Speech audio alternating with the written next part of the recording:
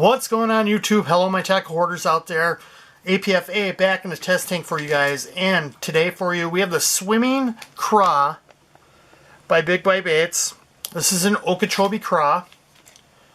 Unique little craw style bait. You can see it's got the two separate colors there, the green pumpkin on top, the blue with blue flake on the bottom.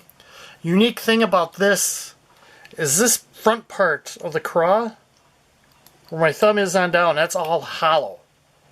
Of course, the rest of the bait is solid. I didn't do much research on it for that reason. There's a big hole in the front. It's going to be very hard for the camera to pick it up. I think that's to cause air bubbles, maybe. You know, trap some air in there, cause some air to come out of that bait on the way down. I'm not really sure. But I have it rigged up in the test tank for you guys on a 4/0 EWG by Vector, and I have it pegged with a 3/4 ounce Titan tungsten weight. I went over this, I think, with the saw craw video.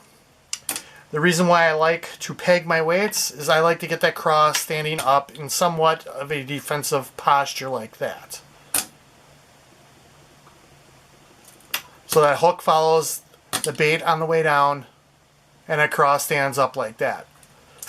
I think that's more lifelike imitation of a craw to do that than having laying it flat. Not saying you wouldn't get bit that way, but I really like something like that. You know, and when you peg the weight like that, you can usually get them to stand up on their end. This is a smaller bait, so it's harder for it to do, but something like that. You can see with the background I got there that green pumpkin is a real good natural color. Blends in well, just like things in the wild.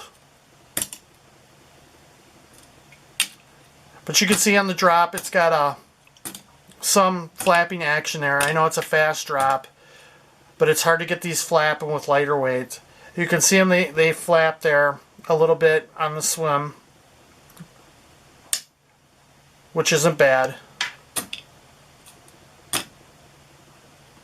But just hopping it around like this.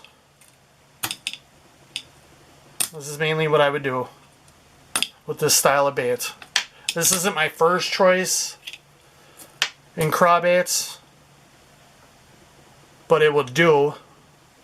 I received this in a mystery tackle box.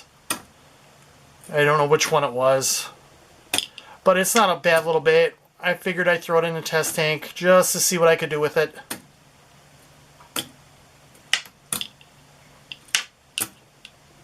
And you can see it's not horrible. It'll get bit. Let me show you guys where that 4/0 sits on that. Just give me 1 second.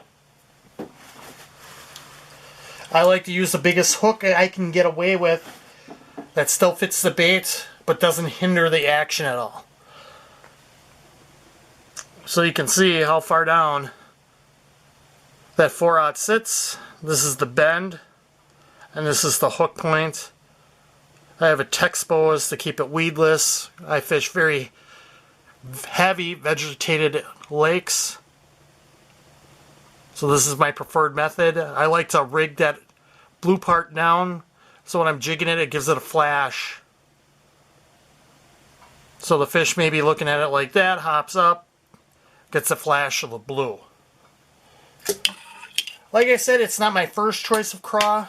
I've tank tested, I think, a lot better ones. This was okay. I would still consider throwing this. It just wouldn't be my first choice. I would definitely use this as a jig trailer for the size of it.